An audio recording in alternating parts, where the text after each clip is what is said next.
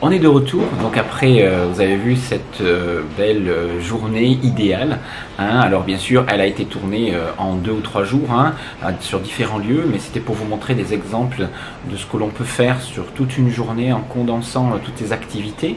Alors bien sûr je n'ai pas vécu des journées toujours idéales ici, bien sûr j'ai profité un petit peu de l'aspect culturel, j'ai aussi visité des marchés, on a profité aussi de restaurants, de petites choses comme ça.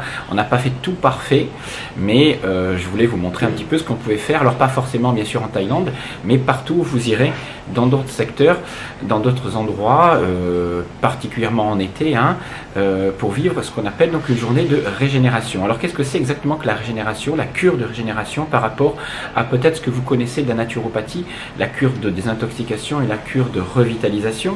Alors vous savez que normalement, après une phase de désintoxication où on cherche à éliminer un maximum de déchets, hein, de toxines de l'organisme, ou du moins on aide l'organisme à mobiliser son énergie pour éliminer les déchets, alors sous forme de techniques, hein, de mini-jeûne, de diète, de dissociation alimentaire, enfin il y a énormément de techniques, sans compter tout ce qui va permettre d'ouvrir les émonctoires, transpirer, etc. On fait une phase de revitalisation pour combler les carences de cette phase-là. Donc je ne vais pas vous détailler toutes les cures avec tous les principes, hein, je le ferai peut-être dans d'autres vidéos. Mais ce dont je voulais parler, c'était cette fameuse cure de stabilisation et de régénération que l'on fait ensuite. Lorsque le corps a retrouvé une certaine vitalité, lorsque l'on a éliminé l'essentiel des déchets qu'on avait à éliminer et accumuler pendant cette année. Et une fois que tout ça s'est mis en place, on peut passer à la vitesse supérieure, c'est-à-dire au fondement de la naturopathie qui est d'atteindre, d'optimiser notre potentiel de vitalité, c'est-à-dire de remonter d'un tempérament. Vous savez qu'en naturopathie, on classe les individus par tempérament, hein, il y a les sanguinopléthoriques, les individus rétractés, hein, ou neuroarthrétiques, et en fonction de notre tempérament, l'objectif est de gagner en énergie vitale pour retrouver et se rapprocher du tempérament musculaire qui est le tempérament, on va dire, optimum sur le plan de l'énergie. Alors, pour cela, il faut se mettre dans des conditions idéales qui vont permettre au corps de s'adapter et de grimper, on va dire, vers ce tempérament-là. Alors, les conditions idéales sont les conditions de vie idéales pour l'homme. Hein, c'est-à-dire l'homme est un être tropical, hein, qui vient bien sûr de pays chauds, donc l'idéal c'est d'avoir bien sûr toujours une température constante entre 25 et on va dire 30 degrés, une eau comme vous avez vu ici qui est toujours à 29 degrés, une nourriture à portée de main, ne pas être obligé d'aller travailler plus de 2-3 heures par jour et puis de se consacrer le reste de son temps au développement de ces 4 grandes dimensions qui font notre on va dire personnalité humaine, le plan physique, vital, énergétique, psycho-émotionnel ou intellectuel, et puis le plan spirituel. Alors, comment faire ça dans une journée, hein, en consacrant à peu près 8 heures de son temps au développement de ces 4 dimensions? Alors, c'est ce que j'essaye de faire lorsque je pars en vacances. Je garde toujours un temps pour ces 4 dimensions. Alors la première, vous avez vu, la dimension physique, c'est quelque chose qui est très facile et très agréable à faire, bien sûr, quand on est dans un cadre comme celui de la Thaïlande au mois de février. Vous avez vu qu'il faut se confronter aux éléments naturels. Donc c'est dans cette confrontation, en allant bien sûr courir dans le sable, nager dans la mer, aller dans des cascades, se confronter à la pluie, à l'air sain ici, aux embruns marins, aux ions négatifs dégagés par les végétaux, etc., etc. Bien sûr que vous allez avoir une revitalisation, un travail musculaire qui va se faire. Là, vous avez vu sous forme d'exercices fractionnés, plus un petit peu de cardio, bien sûr. Bien sûr qu'il y a le soleil aussi, hein, qui nous permet de gagner en photons et en capter cette énergie qui est très importante. Alors un petit mot par rapport au soleil, bien sûr on ne s'expose pas après 10 heures et avant 16 heures, c'est impossible ici, hein, le rayonnement, l'albédo est trop important et on serait brûlé directement, donc je l'ai fait très progressivement et je faisais mon exercice physique tous les matins autour de 8h30 jusqu'à 9h, entre 8h et 9h on va dire, hein, voilà, et puis le reste du temps la plongée couvert, etc. Donc cette première dimension physique très importante, qui est la base, hein, le soutènement en naturopathie, et puis derrière bien sûr cette dimension énergétique qui se travaille vraiment avec l'aspect physique, puisque en se confrontant aux éléments, on capte tout ce qui rayonne en termes d'énergie vitale. Alors ce qu'on capte, c'est bien sûr les rayonnements solaires, telluriques, en marchant pieds nus, les embruns marins, les ions négatifs, et tout ce qui se trouve dans les aliments vivants, le prana de l'air, etc. Donc tout ça, ce qui permet de recharger les batteries sur un plan vital. Bien sûr, il y a aussi la confrontation aux autres, aux hommes, aux animaux. On peut aller toucher les végétaux, toucher les animaux, discuter, échanger. L'amour est aussi un vecteur d'échange et d'apport énergétique.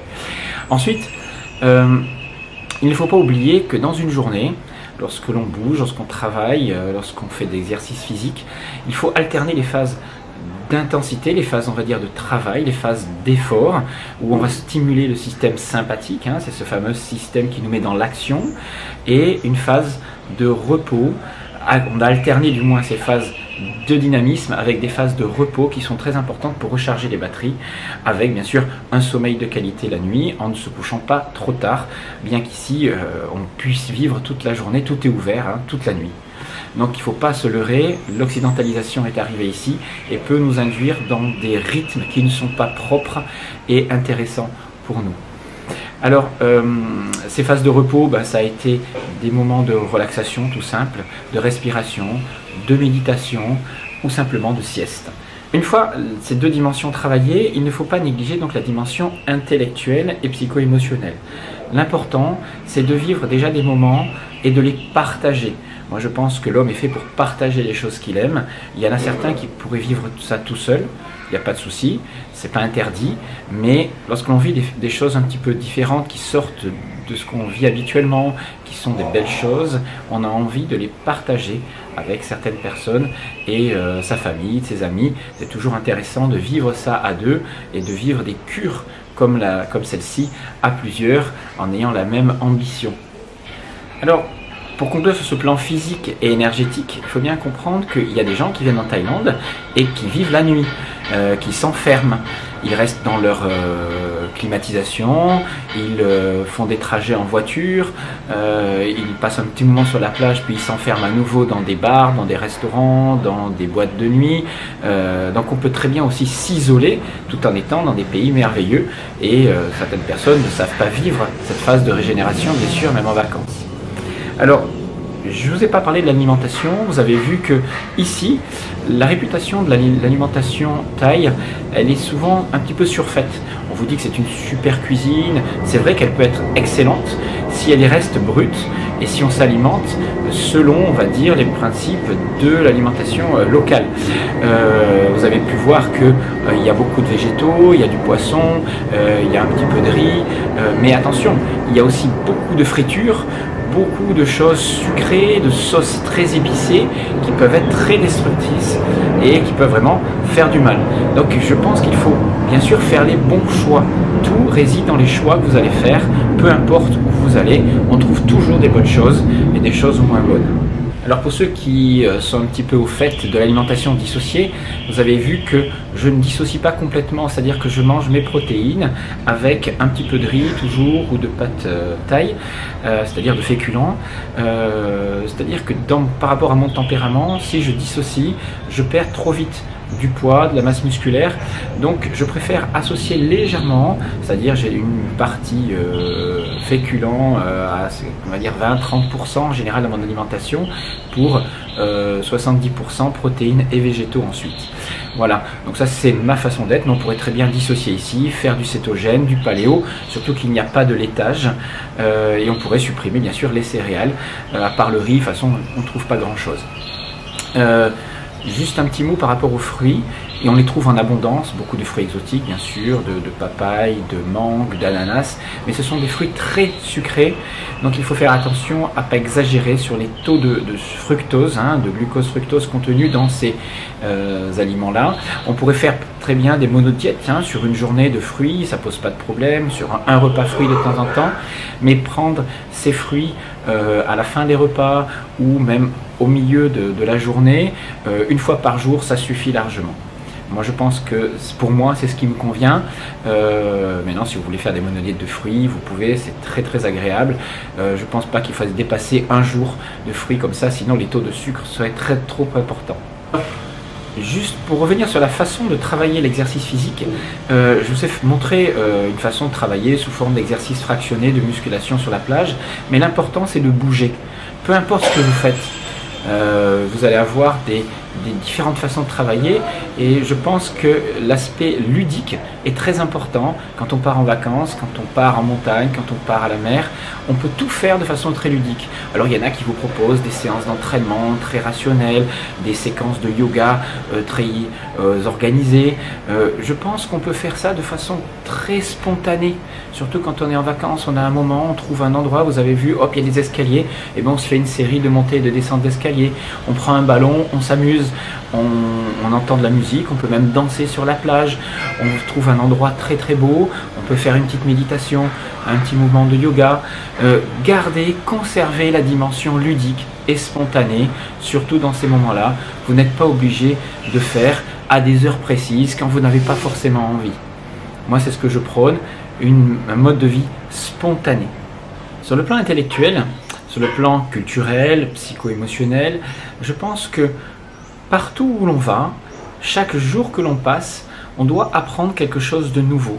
Alors bien sûr, quand on part à l'étranger, l'idéal c'est d'essayer de comprendre un petit peu la culture étrangère, gagner en tolérance, en ouverture d'esprit. Alors bien sûr, en 15 jours, j'ai pas le temps de comprendre vraiment comment vivent les Thaïlandais, mais ça ne m'empêche pas d'aller voir un petit peu leur culture, leur temple, leur religion, et d'en tirer quelques enseignements. Alors, en plus de cela, même quand je pars en vacances, j'ai pour principe de toujours lire, de passer un moment de développement personnel, d'apprendre des choses nouvelles, même sur Internet. Ça n'empêche pas de se poser, d'aller écouter une conférence, regarder un blog, lire un livre. Tout ça est tout à fait possible et recommandé même en vacances. Alors, j'ai un principe de vie qui est de toujours apprendre, créer pour ensuite donner. La vie n'est qu'échange, prendre pour mieux rendre. Et je pense que sur ce plan intellectuel, c'est quelque chose qui est vraiment très important, et c'est surtout cet aspect créatif. Une vie sans créer, sans non plus curiosité et sans redonner et échanger, pour moi c'est quelque chose qui est un petit peu difficile. Il y a un manque qui va se former derrière. C'est pour ça que je crée des podcasts, je crée des articles, je crée des vidéos, j'écris des livres, je partage et j'échange tout cela. Je pense que c'est comme cela aussi que l'on s'enrichit. Et il ne faut pas oublier bien sûr toute la dimension humaine, échange émotionnel, en essayant de l'améliorer au maximum. Et quand on part en famille, il faut bien comprendre qu'on partage des belles choses, mais c'est pas toujours facile parce qu'on vit pas toujours sur le même rythme. Et on apprend des choses de soi aussi en essayant de s'adapter au rythme des autres.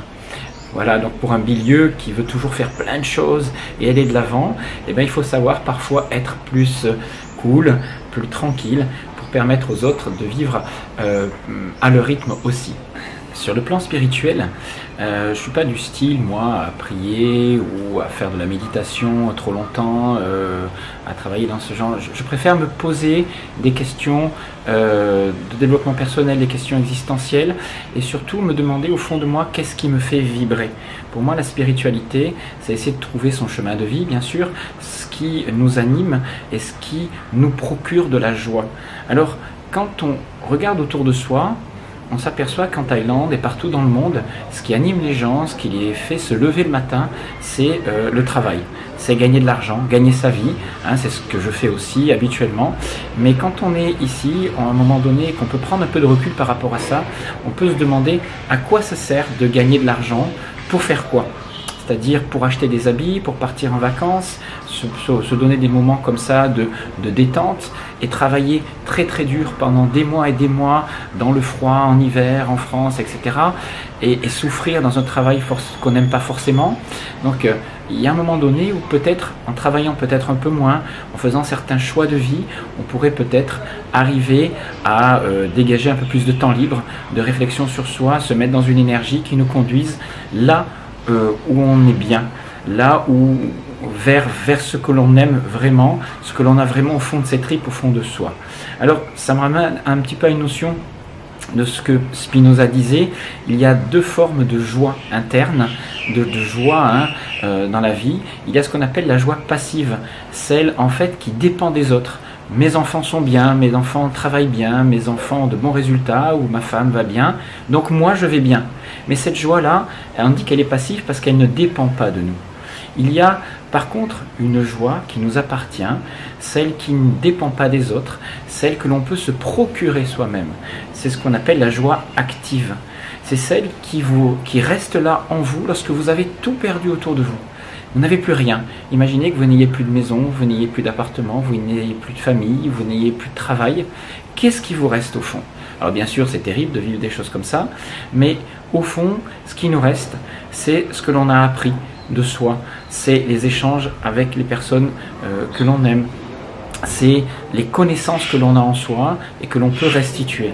Donc pour moi, ce qui me fait me réveiller le matin, ici ou ailleurs, c'est prendre soin de moi, me faire vibrer. Alors, je me pose toujours cette question, qu'est-ce qui me fait vibrer? Les jeunes aujourd'hui diraient, qu'est-ce qui te fait kiffer? Pourquoi tu te lèves le matin? Ben, moi je me lève pour créer de belles choses. Voilà, je résumerai ça comme ça. Créer, le mot-clé c'est, ce qui me fait vibrer, c'est créer. Créer dans ma maison, créer un bel espace de vie, créer de beaux échanges, créer de belles formations, créer de beaux podcasts, créer des vidéos. C'est ça vraiment qui m'anime et qui me fait vibrer.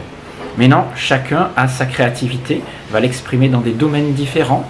Moi, c'est dans le domaine physique, dans le domaine intellectuel, dans le domaine du développement personnel.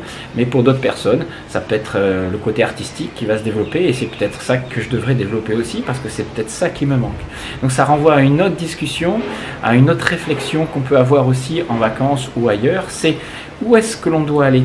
Est-ce que l'on doit travailler ses points faibles, ceux qui nous manquent le plus? Par exemple, moi qui suis tempérament bulieux, qui ai tendance à aller vers l'avant tout le temps, à être dans la création, dans l'action, et bien peut-être qu'il faudrait que j'apprenne à devenir plus passif, plus dans la réceptivité que dans l'action. Mais est-ce que d'autres pourront vous dire qu'il vaut mieux aller là où on se sent le mieux? Pas là où justement on a des manques, où on n'est pas à l'aise, mais là où on se réalise complètement. Et c'est ce qu'on appelle aller vers sa réalisation, là où on a du plaisir. Alors moi je pense qu'il faut jongler entre les deux pour pouvoir étendre son champ d'action, c'est-à-dire quand on travaille ses manques, eh bien, on va gagner en adaptabilité et il faut garder des moments de plaisir. Et ces moments de plaisir, c'est là où on est à l'aise. Faire ce que l'on veut, faire ce que l'on aime et quand on en a la possibilité bien sûr. Voilà, j'étais très heureux de partager ces petits moments de réflexion après ce voyage en Thaïlande. Attention quand vous partez en vacances, on n'est pas obligé de partir en Thaïlande pour vivre tout ce qu'on peut vivre pour une cure de régénération. Cette cure-là, moi je la fais partout en France, n'importe quel moment, en particulier dès qu'il fait beau, au printemps, en été. On a des endroits à la hauteur de ce qu'est la nature ici aussi. Il ne faut pas croire qu'ailleurs dans le monde c'est mieux. La France est un très très beau pays et on trouve à peu près tout ce qu'il faut pour se revitaliser. Mais il faut bien comprendre que ce que je voulais vous faire partager, c'est je vous incite toujours à devenir autonome dans votre prise en charge. Il existe des centres, des organismes qui créent ce qu'on appelle des retraites holistiques, où on va vous apprendre à vous alimenter correctement, on va vous faire des cours de yoga, d'exercice physique, de relaxation, du développement personnel. Je pense moi que tout ça, à part bien sûr quand vous jeûnez par exemple et que vous ne connaissez pas du tout le jeûne, on a tendance à vouloir avoir une prise en charge totale de tout ce qu'on veut faire. Alors bien sûr, c'est bien de partager tout ça, c'est bien de découvrir des nouvelles choses. Moi je ne suis pas contre ces retraites holistiques, mais je pense qu'on peut se les créer et les vivre soi-même et se les adapter en fonction de notre tempérament, en choisissant les choses de façon bien adaptée. Voilà, donc vivez vos vacances, adaptez-les, créez-vous un contexte de cure de régénération, c'est pas très compliqué. Je reviendrai sur d'autres cures plus tard. Je vous dis à très bientôt pour une nouvelle vidéo.